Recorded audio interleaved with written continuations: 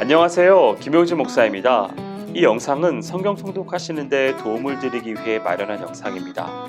통독을 하면서 익숙하지 않은 배경과 내용들로 인해 어려움을 겪는 성도들이 조금이나마 도움이 될까 싶어 마련한 것인데요. 조금만 관심을 기울이시면 읽으시는 데 유익이 있을 겁니다. 그럼 오늘 읽을 부분에 대한 안내를 해드리겠습니다.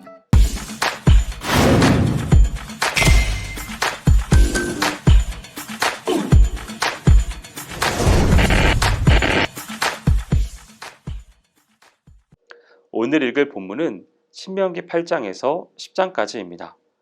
8장 역시 모세가 행한 두 번째 설교의 연속입니다.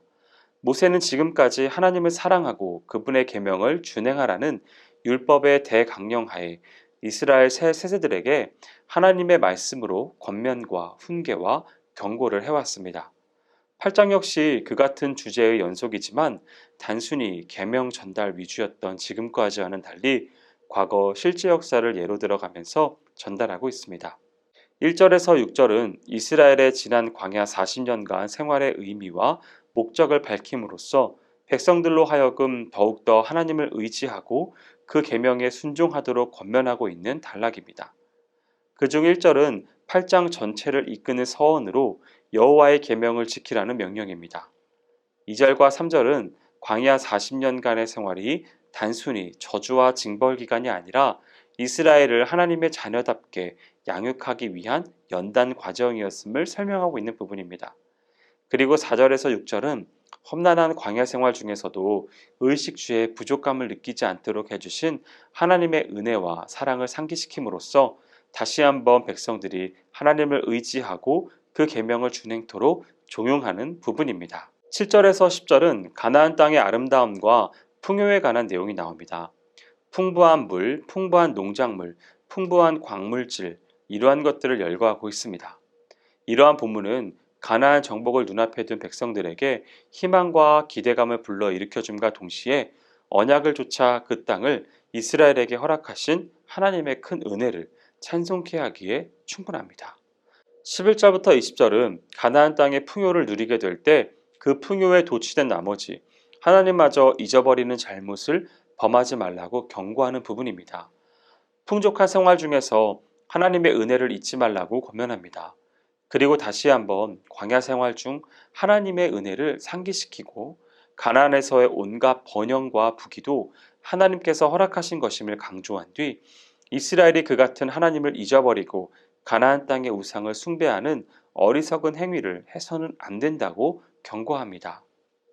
이를 통해 우리는 인간이 물질적인 풍족함을 누리게 되어 여유를 가지게 되면 그로써 하나님과 이웃을 위해 봉사할 수 있는 계기로 삼기보다는 오히려 교만하고 나태해져 정신적 빈곤 상태에 빠질 수 있는 위험이 있음을 깨달을 수 있습니다.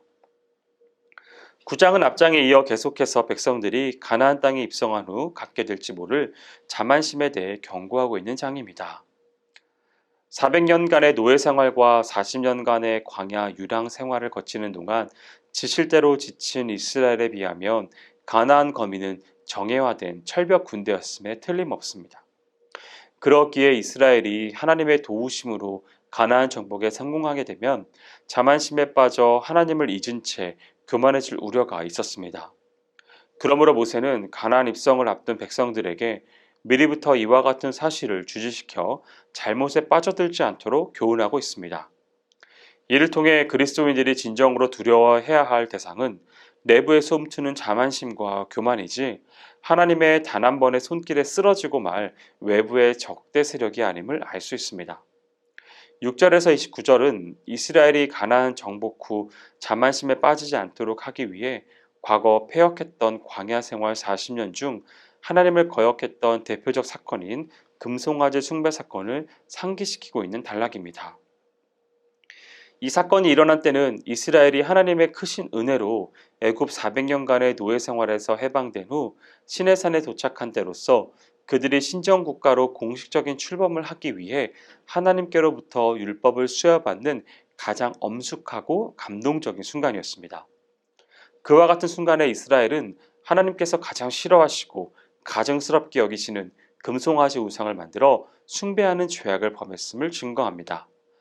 이 사건으로 인해 이스라엘을 도말하시려고까지 하신 하나님의 진노와 이때 중재 사역에 나섰던 모세 자신의 역할을 자세히 설명하고 있습니다. 10장은 9장에서 이스라엘이 가나안에 입성한 후 결코 자만하거나 교만심에 빠져서는 안 되는 이유를 금송아지 숭배 사건을 중심으로 설명한 것에 대한 연속입니다. 여기서 우상 숭배로 인해 파기되었던 하나님의 언약이 그분의 은혜로 다시 회복되었음과 따라서 이스라엘은 하나님의 은혜에 감사하며 그분의 뜻을 좇아 살아가야 함을 일러주고 있습니다.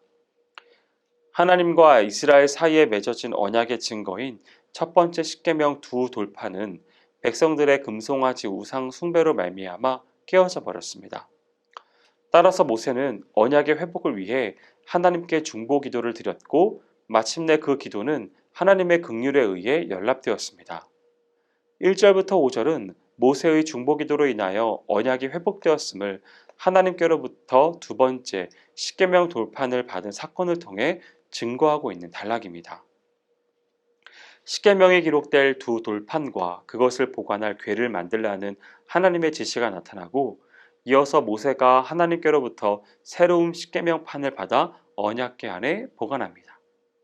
6절에서 11절은 이스라엘이 금송아지 숭배 사건으로 하나님을 반역하였음에도 불구하고 하나님의 은혜로 말미암아 광야 40년을 지내는 동안 제사장 나라가 되기에 필요한 체제를 정비할 수 있었음을 상기시키고 있는 부분입니다. 출애굽 제40년 5월 1일에 대제사장 아론이 호르산에서 죽자 그의 아들 엘르아살이 뒤를 이어 제사장직을 계승합니다. 그리고 레위 지파가 성막 봉사 직무를 위해 이스라엘 12지파 가운데서 특별히 구별된 사건이 언급됩니다. 이러한 본문은 이스라엘의 여러 가지 범죄와 패역에도 불구하고 그들을 긍휼히 여기사 제사장 나라와 가나안 땅에 대한 약속을 이루어 나가시는 하나님의 신실성과 사랑을 증거해 줍니다. 12절부터 22절까지는 이스라엘에 대한 하나님의 은혜를 마무리 짓는 단락입니다. 즉 이 구절은 그처럼 큰 은혜를 입은 이스라엘이 하나님을 사랑하고 그분의 계명에 순종하는 것이야말로 은혜를 입은 자의 마땅한 도리이자 그들을 향한 하나님의 뜻임을 강조하고 있습니다. 하나님이 이스라엘에게 요구하시는 것은 그의 계명에 순종하는 것이며 그 계명은 그들의 행복을 위한 것임을 설명합니다.